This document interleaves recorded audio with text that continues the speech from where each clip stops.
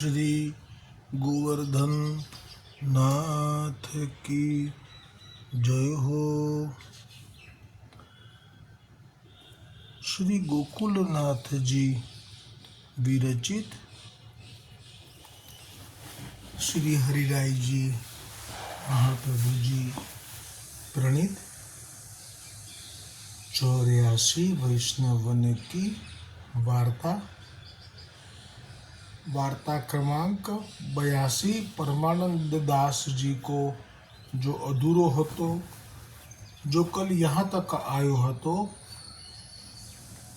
जो प्रयाग में परमानंद दास जी के कीर्तन एकादशी की रात्रि के जागरण में सुनवे के लिए कपूरदास क्षत्री प्रयाग में आए, सो या प्रकार वह क्षत्रिय जलधरिया परमानंद स्वामी के कीर्तन सुनी जब प्रयाग सो अडेल को चले, सो तब परमानंद स्वामी सगरी रात्रि के श्रमित हते, सो येहू सोए એટલે જાગરણ હતું એકાદશીનું, પણ એ થાકેલા હતા ખૂબ પરમાનંદ દાસજી, એટલે સૂઈ ગયા. હવે કેમ સૂઈ ગયા? એકાદશીનું જાગરણ છે તો પણ સૂઈ ગયા એવો કોઈને સંદેહ થાય, એટલે હવે શ્રી હરિરાયજી મહાપ્રભુજી ભાવ પ્રકાશમાં તેનું વર્ણન કરે છે. સો તહાં यह संदेह होय, जो परमानंद स्वामी सगरी रात्रि जागरण करी के 4 घड़ी पिछली रात्रि रही तब सोए, सो सोए ते जागरण को फल जात रहत है. એટલે કે જો ન જાગે અને થોડાક માટે બી ઊંઘ આવી જાય તો જાગરણનું ફળ ના મળે.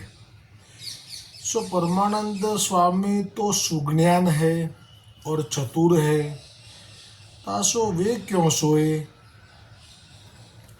तहाँ कहत है जो परमानंद स्वामी लीला संबंधी पुष्टि जीव है, सो एक श्री ठाकुर जी को चाहत है और जागरण के फल को चाहत नहीं है.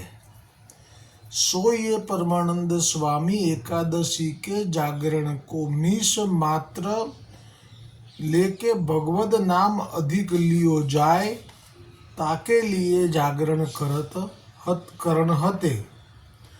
सो इनको विधि रीति सो कछु जागरण करीवे के फल को कारण नहीं है.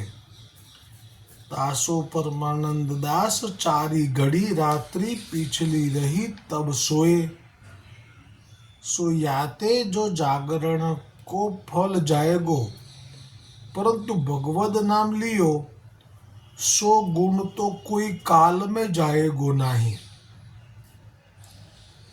तासो भगवद नाम लेवे के अर्थ 4 घड़ी रात्रि पाछली को सोए, सो कहते जो सोवे नहीं तो द्वादशी के दिन आलस शरीर में रहे, फिर द्वादशी की रात्रि को 1.5 प्रहर रात्रि ताई कीर्तन करने हैं, तासो जागरण को आश्रय छोड़ी के भगवद नाम को आश्रय करी के सोए. હવે જે કૃપા થવાની છે ભગવદીયથી એ પ્રસંગ કે એમણે જે કીર્તનો કર્યા એ વખતે કપૂરદાસ જલધરિયા ત્યાં આવ્યા રાત્રિએ અડેલથી તરીને. એ પછી શું થયું એ જ્યારે કીર્તન થયા ત્યારે ખબર ના પડી, પણ જે હવે સૂઈ ગયા પછી એમને જે દર્શન થયા કપૂરદાસ ક્ષત્રિ અને એમના ખોળામાં ઠાકોરજીના, એ પ્રસંગ શરૂ થયો. सो नींद आवत ही परमानंद स्वामी को स्वप्न आयो, सो स्वप्न में देखे तो श्री वल्लभाचार्य जी के सेवक क्षत्रिय जागरण में बैठे हैं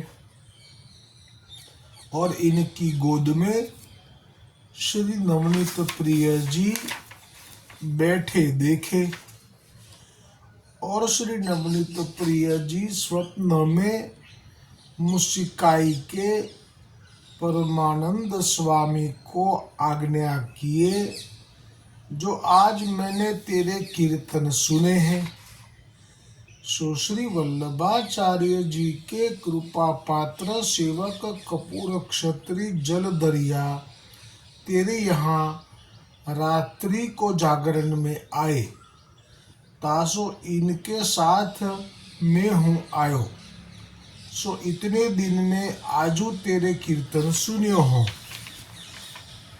भाव प्रकाश में श्री हरिराय जी कहे छे कि सो यह कहे सो यहाँ एक संदेह होई, जो श्री ठाकुर जी तो सदा सुनत है और सब ठोर व्यापक है, सो कहे जो आज मैं सुन्यो ताको कारण कहा।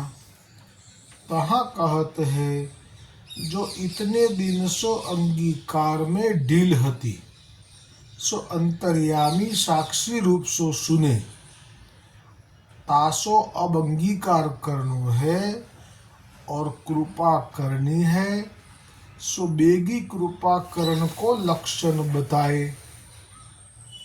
तासो कहे जो आजू हो तेरे कीर्तन सुन्यो हो, सो आज मैं तो पर कृपा पूर्ण कृपा करी, तासो अब बेगी मोह को पावोगे, सो यह आशय जाणनो। श्री गोकुलनाथ जी वार्ता प्रसंग में आगळ कहे छे, तब परमानंद स्वामी की नींद खुली, सो नेत्रन में श्री नवनीत प्रिय जी को स्वरूप कोटि कंदर्प लावण्य ऐसो स्वप्न में दर्शन भयो, तासो नेत्रन में हृदय में ज्ञान भयो। तब परमानंद स्वामी के मन में बड़ी चटपटी लगी और आरती भई, जो अब मैं कब श्री नवनीत प्रिय जी को दर्शन करूं। ता पाछे परमानंद स्वामी ने अपने मन में विचार कियो, जो मैं इतने दिन ते जागरण कियो और कीर्तन हो गाए, परंतु मोको ऐसो दर्शन कबहू न भयो जो आज भयो है। सो श्री आचार्य जी को सेवक जल दरिया क्षत्रिय कपूर आयो, तासो उनकी गोद में भयो।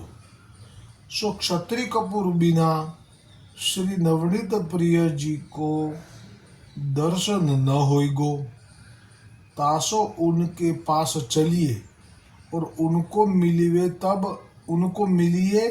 तब अपनो कार्य सिद्ध होइगो। सो यह विचार करी के परमानंद स्वामी तत्काल उठी के अडेल को चले। इतने में प्रातः काल भयो, सो श्री यमुना जी के तीर पे आए। सो प्रथम ही नाव पार चली, तामे बैठी के परमानंद स्वामी पार आए।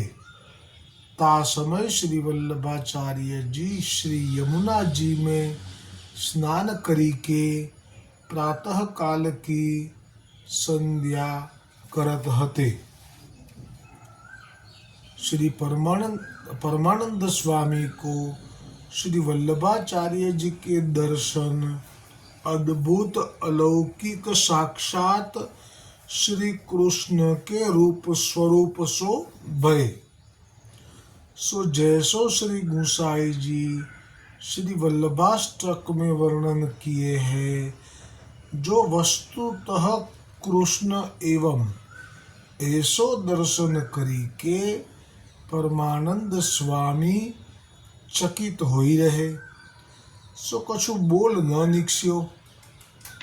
અહીંયા જે શ્રી ગુસાઈજીએ પણ શ્રી વલ્લભાષ્ટકમાં કહ્યું છે કે સાક્ષાત મહાપ્રભુજી વલ્લભાચાર્યજી એ કૃષ્ણ જ છે અને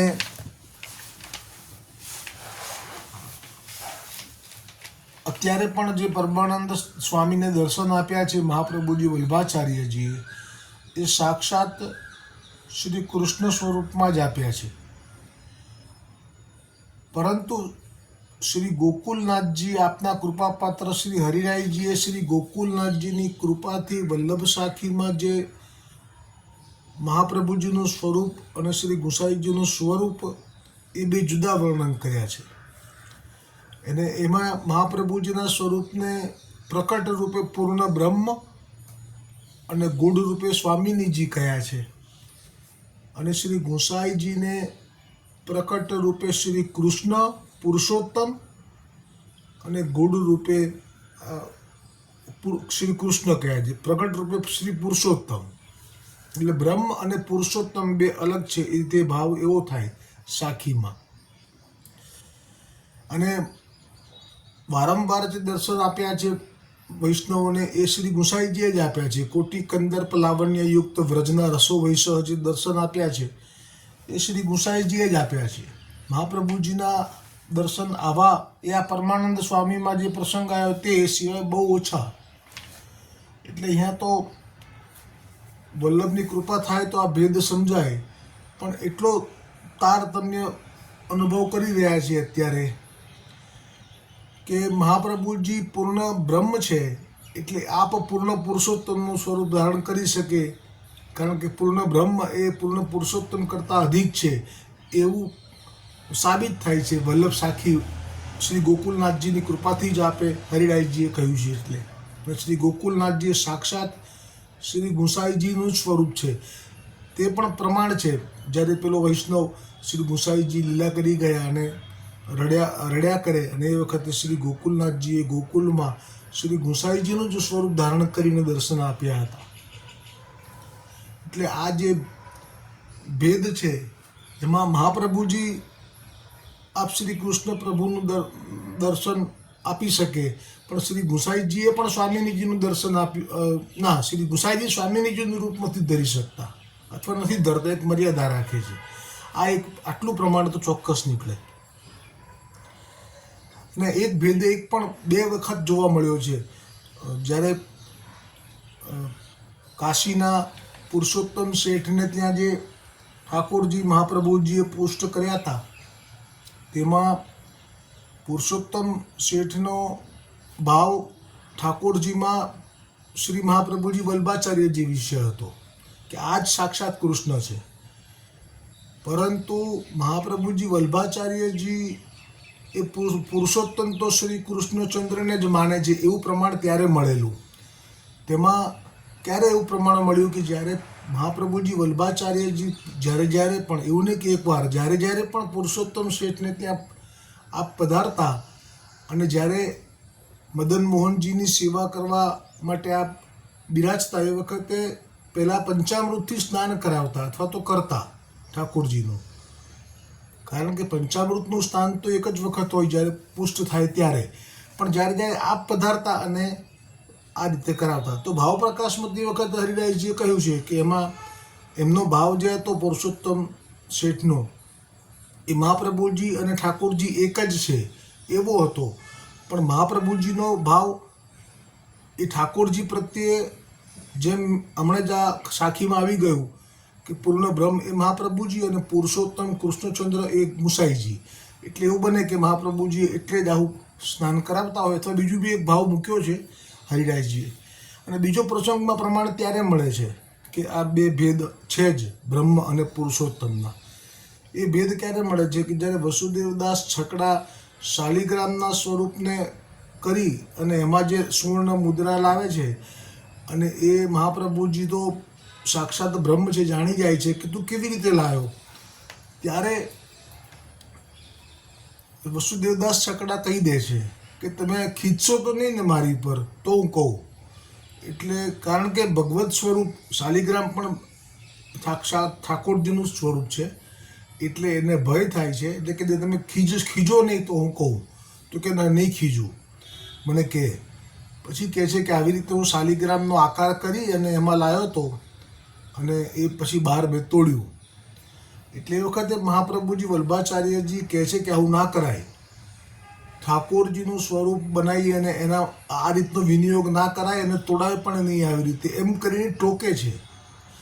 અને જ્યારે એ જ રીતે બીજી વખત શ્રી ગુસાઈજી પાસે આવે છે અને એ જ પ્રમાણે શાલિગ્રામનો જ આકાર કરી અંદર લઈને આવે છે તો ગુસાઈજી નથી ખીંચતા.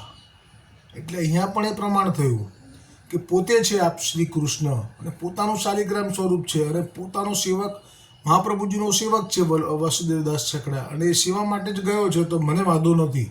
પ્રેમની પાસે નેમ તૂટી જાય, કાયદા ઘડનારાથી ભંગ થાય. એટલે કાયદા ઘડનારા એટલે આપ જ છો સાક્ષાત શ્રી કૃષ્ણ. એટલે આપે તો પૂછ્યું જ નથી વસુદેવદાસ છકડાને કે તું કેવી રીતે લાવ્યો. જ્યારે મહાપ્રભુજીએ પૂછ્યું, બંને જાણે છે, ગુસાઈજી પણ જાણે છે કે કેવી રીતે લાવ્યો છે, મહાપ્રભુજી પણ જાણતા હતા, પણ શીખ આપવી હતી વસુદેવદાસ છકડાને કે આવું ન કરાય. શ્રી ગુસાઈજીએ શીખ નથી આપી કે આવું ન કરાય એમ. એટલે કે આપ પોતે જ છો શ્રી કૃષ્ણ. એટલે અને પેલા બ્રહ્મ એટલે સ્વામિનીજી છે, તો સ્વામિનીજી કેવી રીતે સહન કરી શકે શ્રી કૃષ્ણનું શાલિગ્રામ રૂપી સ્વરૂપ બનાવીને તોડી નાખવું. તે એક આ પણ ભાવ પ્રગટ થાય છે.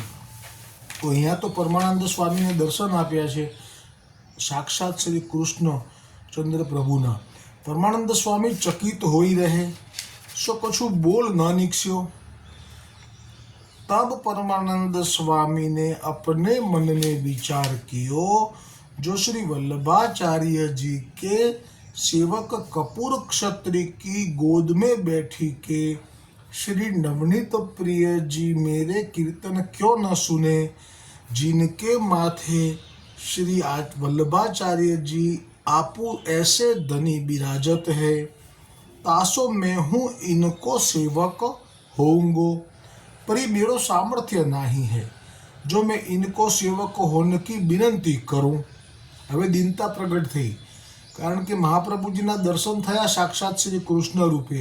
હવે એમને પોતે અત્યાર સુધી જે કંઈ પણ શિષ્યો કર્યા છે, જે વાહવા થઈ છે, જે ગુણીઓમાં પૂજાયા છે, આ બધા દ્રશ્યો સામે આવી ગયા. અને સાક્ષાત શ્રી કૃષ્ણ પાસે જતા પહેલાં તો આ બધી જ અહંકારની વાતો કબૂલ કરવી પડે, એમાંથી બહાર નીકળવું પડે, બધાનો સ્વામીપણાનો ત્યાગ કરવો પડે. એટલે જ બે નામ છે પ્રચલિત, પરમાનંદ સ્વામી એ અહીંયા સુધી જ બસ. હવે પરમાનંદ દાસ થશે. मेरो सामर्थ्य नहीं है जो मैं इनको सेवक होने की विनंती करूं, तासो वह क्षत्रिय फिर मिले तो उनसो सगरी बात कही के सेवक होने की विनंती करूं. यह विचार परमानंद स्वामी अपने मन में करत हते. इतने में श्री वल्लभाचार्य जी आप श्री मुखते परमानंद स्वामी सो आज्ञा किए, जो परमानंद दास कछु भगवद लीला गाओ. तब परमानंद दास जी ने श्री वल्लभाचार्य जी को साष्टांग दंडवत करी के पद गाए. એ પદ આવતીકાલે આવશે. શ્રી વલ્લભાધીશ કી જય હો, શ્રી ગોવર્ધન નાથ કી જય હો.